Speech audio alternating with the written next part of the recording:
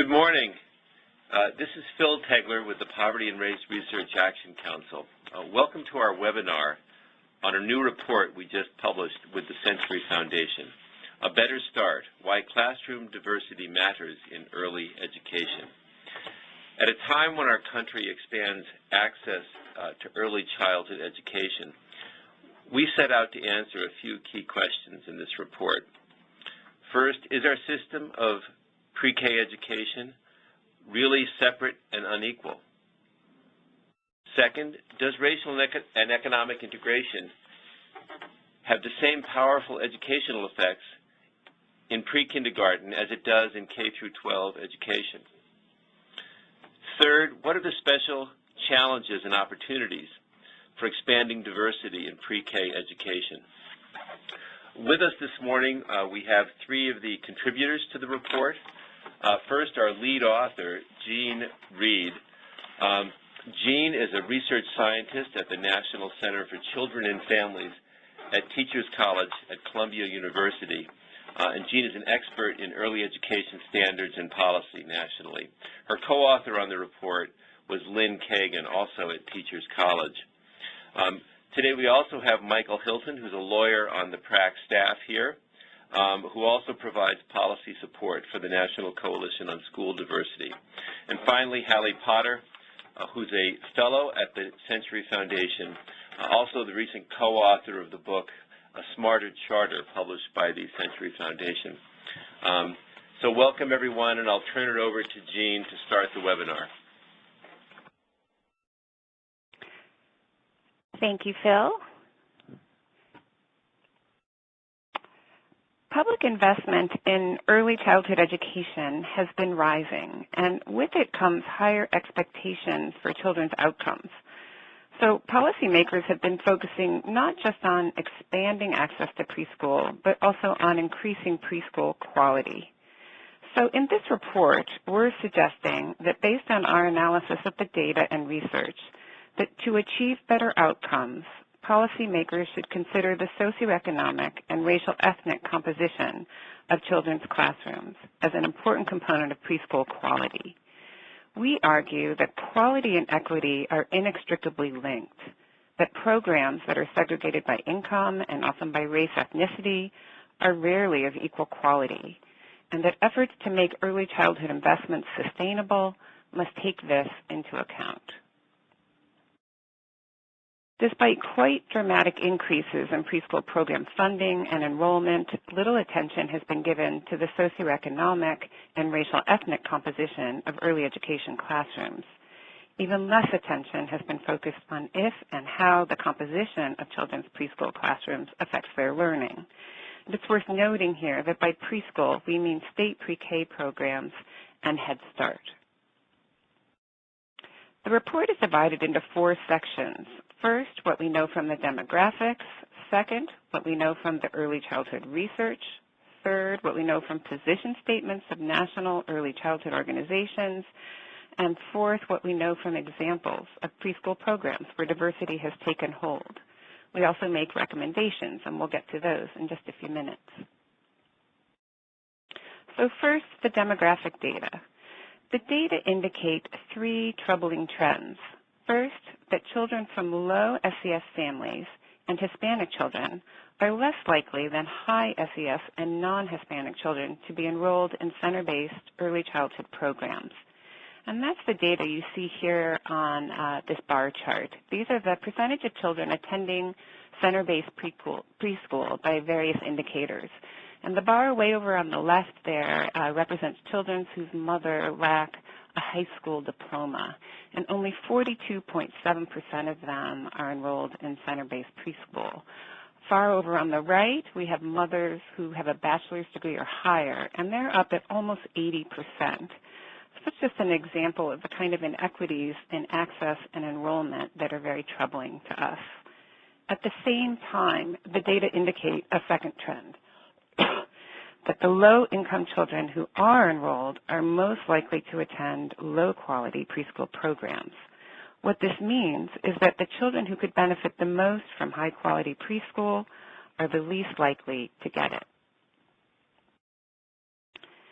The data also indicate a third trend, which has gotten far less attention. Most children in public preschool programs attend classrooms that are segregated by family income and often by race ethnicity as well. This is true despite remarkable diversity in preschool enrollment overall. But this diversity in enrollment does not always translate into diversity within classrooms.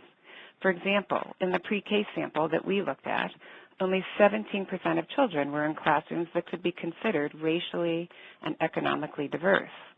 Almost half the children were in high minority classrooms, and 3 out of 4 of those children were also low income. We don't have aggregate data on children in Head Start classrooms by race and ethnicity, but we do know that only 7.6% of Head Start children have family incomes at or above the poverty line. We believe that this data represent an urgent policy challenge. So we looked at 3 strands of the research that are complementary and quite consistent in their findings. First, early childhood scholars using kindergarten and elementary school data have found that children in high poverty and/or high minority schools gain fewer cognitive skills than those in higher SES and lower minority schools. Research has also found that diverse kindergarten classrooms foster cross-cultural friendships and social skills for all children. Second, using preschool data, 2 studies have found that children in high poverty preschools gain fewer cognitive skills than those in more diverse preschools. One also found that children in high minority preschool classrooms on average gain fewer cognitive skills than those in more diverse classrooms. And all of these studies control for children's own background, so the findings reflect school or classroom effects. And third, several studies also using preschool data have found evidence of peer effects. That is, children gain more cognitive skills when surrounded by children with higher skills. This is not surprising, really, given the highly social context of learning in early childhood. This diversity of skill levels particularly benefits children who enter preschool with lower skills. Children with higher skills seem to be relatively impervious to peer effects. So a key finding of the report, children who are clustered in high poverty, high minority, and on average lower skilled preschool classrooms develop fewer cognitive skills on average than children who may also be low income and minority, but who attend more diverse preschool classrooms. And now I'm going to hand it over to Michael.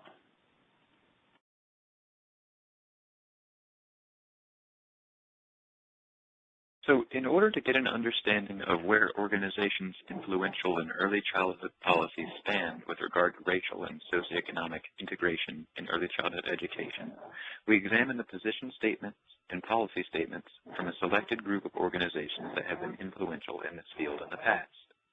This examination is intended to provide a snapshot of where selected organizations are with respect to racial and socioeconomic integration within classrooms, rather than a systematic review. This is also not to suggest that there aren't other organizations that are active in influencing and contributing to policy in early childhood education. We would love to hear from any additional organizations about how classroom diversity is or is not reflected in their mission statements. Our overview uncovered a lack of focus on racial and socioeconomic integration within early childhood education programs and classrooms, with the possible exception of the American Federation of Teachers, which indicated a commitment to integrated schools, though not specific to preschools, and to a robust research agenda regarding the scope and impact of segregation, desegregation, and resegregation across the nation. This is not to say that the groups we looked at are not concerned with cultural and linguistic diversity among early childhood learners, parents, and teachers. They are. And every organization we examined indicated a strong commitment to supporting all learners. Furthermore, this is not intended as a criticism for groups not yet placing a priority on diversity and integration in early childhood education.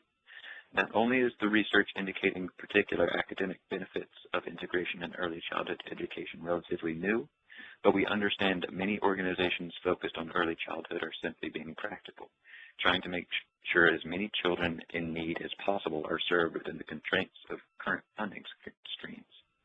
However, now is the time to be aspirational in addition to practical, given the increased attention and new investments directed towards early childhood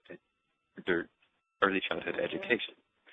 The organizations we reviewed, as well as others, shape the national conversation around early childhood, and their leadership is needed to help integration and equity at the classroom level take its place as an important part of the evolving conversation around early childhood education. And now I will hand this off to Halley.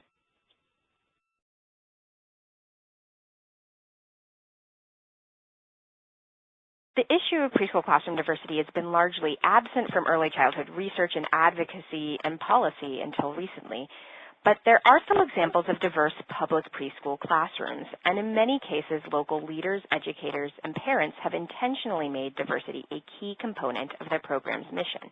I'll briefly share two examples. The first is Morris Jeff Community School in New Orleans. Mid-City is one of the most integrated neighborhoods in New Orleans, and a socioeconomically and racially diverse coalition of parents from the neighborhood started a grassroots effort to begin a new school in their area.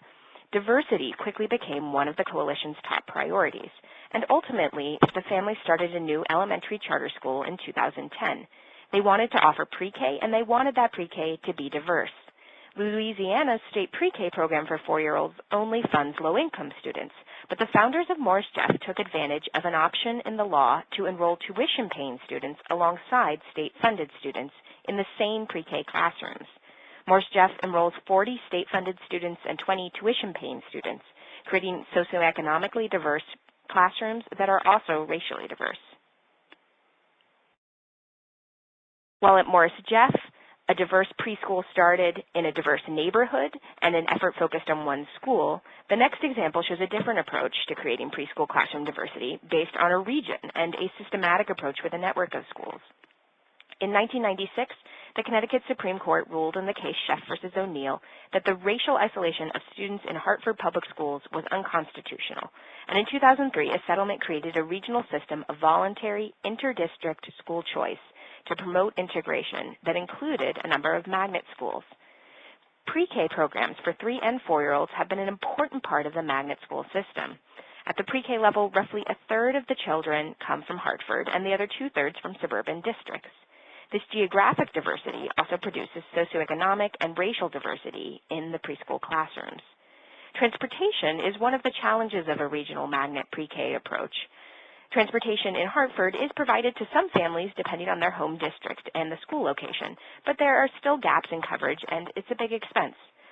But the magnet schools work hard to build community among families that are coming from a wide variety of areas, sending home daily communications to parents. Now I'll hand it back to Jeanne to talk about our recommendations for policies that can help create more opportunities to have diverse preschool classrooms like these ones.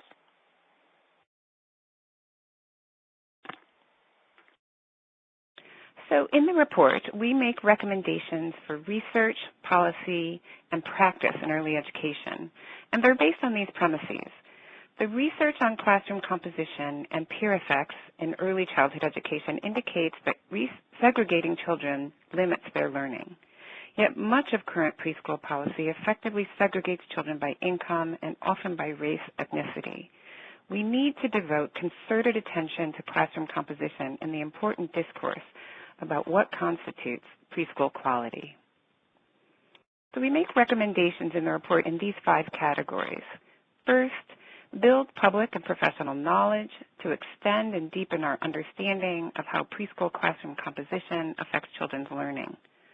Second, increase funding to allow providers to enroll children from higher income families without turning away lower income children.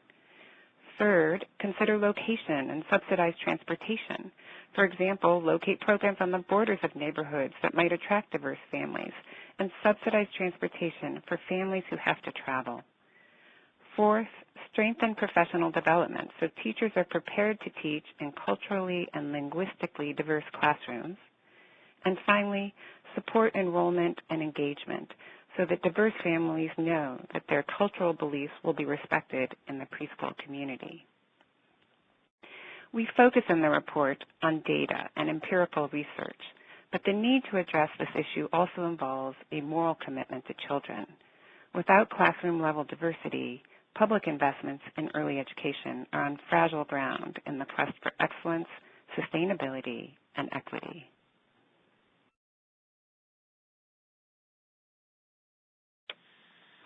thank you all for this excellent summary of the report, and we'd like to urge everyone who is listening to this webinar to read the full report. It's an excellent and not too difficult read, and it's available on the websites of both the Century Foundation and PRAC. You can go there and download the report. Thanks, everyone, and we look forward to continuing our work together.